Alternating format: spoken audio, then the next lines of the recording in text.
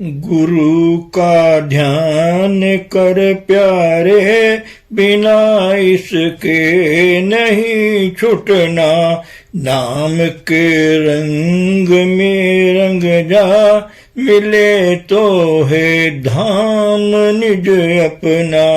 गुरु की शरण दृढ़ कर ले, बिना इस काज नहीं सरना। लाभ और मान क्यों चाहे, पड़ेगा फिर तुझे देना। कर्म जो जो करेगा तू, वही फिर भोगना मरना। गुरु रूप प्यारी साध संगत जी, आप सभी पवित्र आत्माओं के श्री चरणों में दास का कोटि कोटि प्रणाम है।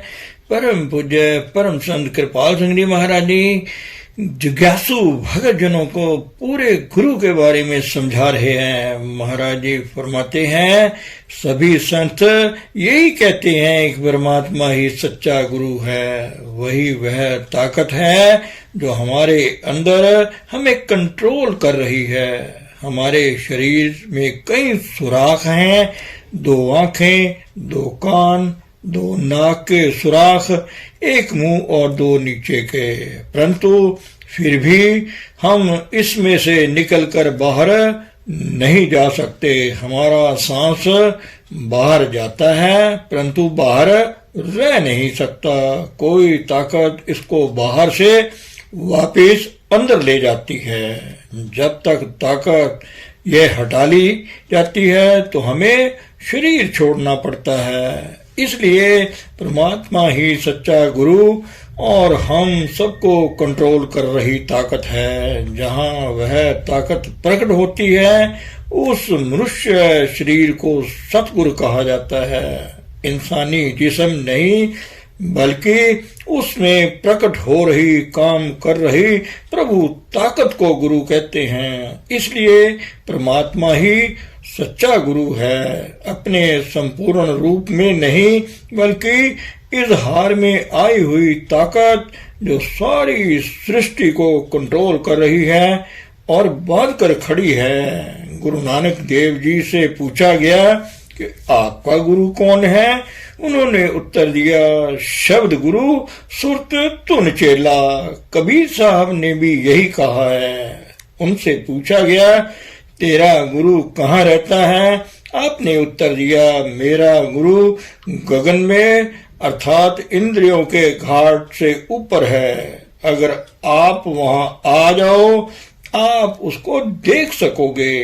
वह ताकत हमें कंट्रोल कर रही है और शरीर को बांध कर रख रही है। इसलिए सच्चा गुरु प्रभु की इजहार में आई ताकत है जो सारी सृष्टि को स्थिर रख रही है। जिस इंसानी जिस्म में वह प्रकट होती है वह सत्कार के योग्य है। उसके अंदर प्रकट परमात्मा के कारण ही हम उसका आदर करते हैं, उसे प्यार कहते हैं। सवाल पैदा होता है कि हम संसार में किसको प्यार करें? परमात्मा प्यार है, हमारी आत्मा भी प्यार है। प्रेम करना आत्मा का स्वभाव है, कुदरती है कि इसका किसी ना किसी से प्यार जरूर होगा। इस समय हमारी आत्मा बाहरी चीजों, शरीर, बच्चों और परिवार में लगी हुई है। इसका नतीजा क्या है?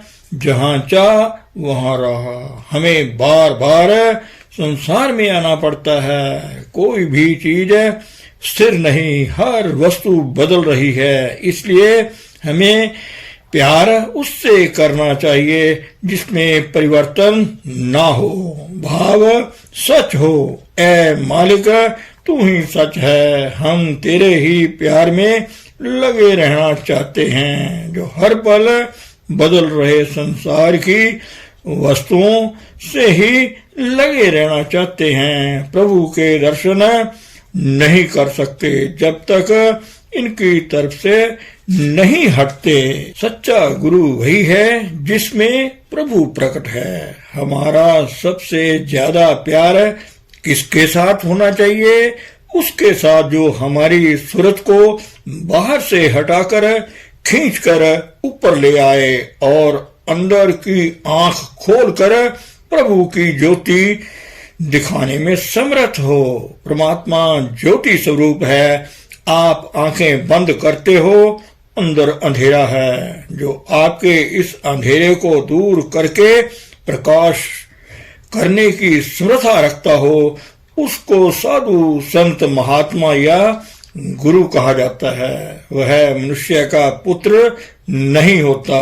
उसके जिस्म की इसलिए इज्जत करते हैं क्योंकि उसमें प्रभु प्रकट होता है। वह हमारे अंदर भी है पर गुप्त है। उसके अंदर का परमात्मा हमारी सूरत को बाहर से हटाकर इसको शरीर के निचले हिस्से से खींचकर शरीर में आत्मा के स्थान पर ले आता है। हमारी अंदर की आंख खोलकर प्रभु की ज्योति दिखाने में समर्थ होता है। वह शरीर मैं तो कहूंगा अनोखी चीज है जहां प्रभु प्रकट होता है।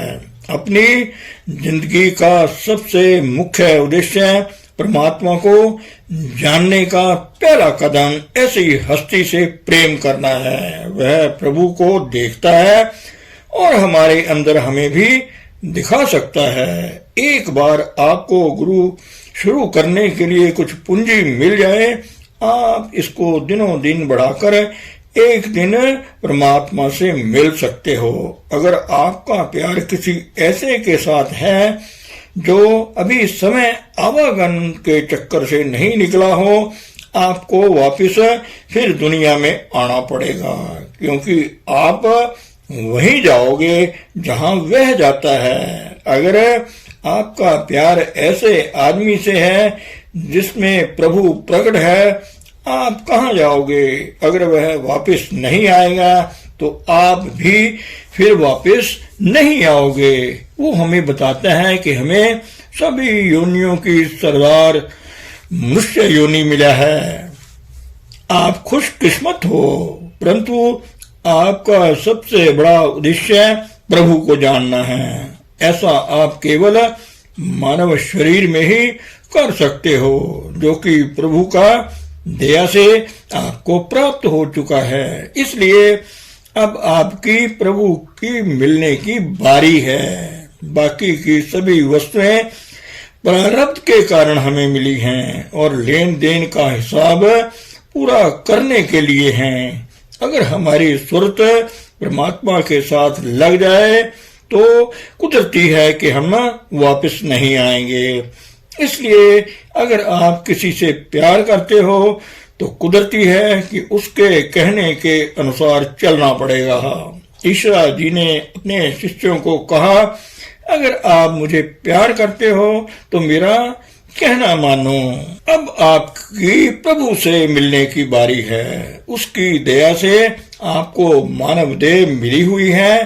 केवल इसमें ही आप उसकी प्राप्ति कर सकते हो। इंसानी जिस्म का सबसे बड़ा अच्छा प्रयोग क्या है? प्रभु को जानना। पर इससे पहले हमें अपने आप को जानना पड़ेगा। अपने आप को जानने के बाद ही प्रभु को जाना जा सकता है। यह बुद्धि और भावना का विषय नहीं है। अपने आप को जानने के बाद आप इसको कंट्रोल कर रहे परमात्मा को भी जानने वाले बन जाते हो। परमात्मा की इजहार में आई या प्रकट ताकत शब्द और ज्योति के रूप में है। जब आप बाहर से हटकर शरीर की चेतनता से ऊपर आओगे, आप अंदर की आंख से प्रभु की ज्योति और अंदर के कानों से प्रभु का शब्द या आवाज सुन सकोगे।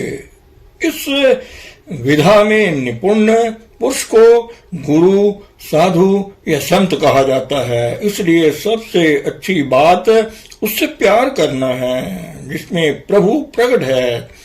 अगर आप किसी ऐसे पोल के नजदीक आ गए जिसका संबंध बिजली घर से जुड़ा हुआ है, तो समझो आप बिजली घर के नजदीक आ गए। मौलाना रूम साहब फरमाते हैं कि अगर आपको समर्थ पुरुष मिल गया तो समझो कि आप परमात्मा के नजदीक आ गए, क्योंकि समर्थ पुरुष में वह ही प्रकट हो रहा होता है। उसके चरणों में आने से ही आपकी रूह उसकी जीवन धारा की शक्ति से सिमटने लगती है। जितना आपका ध्यान उसमें रहता है, आप उसकी याद में रहते हो, उतना ही आप बाहर से हटकर अंतर्मुख हो जाते हो। जब आपकी रूह शरीर में सिमट जाती है तो आप प्रभु की ज्योति को देखने वाले बन जाते हो।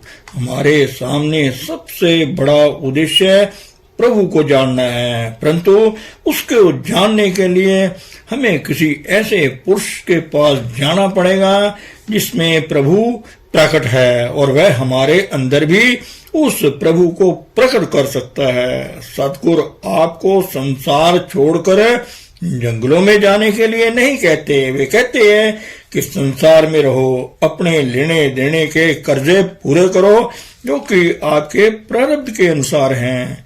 खुशी खुशी नम्रता से अपने कर्जे दो और अपने कदम प्रभु की तरफ बढ़ा लो। जो इस मार्ग पर आपको अगुवाई कर सके उसे गुरु कहते हैं। वे किसी एक मजहब के लिए नहीं होते। संत सभी धर्मों में आते रहे हैं। जिस समाज में हो वहीं रहो, परंतु किसी ऐसे महापुरुष की शरण जरूर ले लो जिसमें प्रभु प्रकट है और वह आपके अंदर भी प्रभु को प्रकट करने में समर्थ होवे। ऐसा मनुष्य संसार में रहता हुआ भी जब प्रभु की याद में रहेगा तो आखिर कहाँ जाएगा? प्रभु के पास ही। अगर आप का मोह संसार के साथ है तो आपको बार बार संसार में आना पड़ेगा। मानुष देश सबको संसारी होनी है और हम खुशकिस्मत हैं कि हमें ये मानुष देह प्राप्त हुई है। इसका सबसे उत्तम लाभ प्रभु को जानना है। उसको जानने के लिए पहले अपने आप को जानना पड़ेगा। यह एक अनुभव का विषय है और इसका अमली अनुभव वो दे सकता है जो हर रोज शरीर से ऊपर जाता है। इसलिए संसार में उसी के साथ प्यार करना चाहिए। वह सब में प्रभु को देखता है और इसलिए सभी को प्यार करता है। धन सतगुरु, धन गुरु प्यारी साध संगत जी।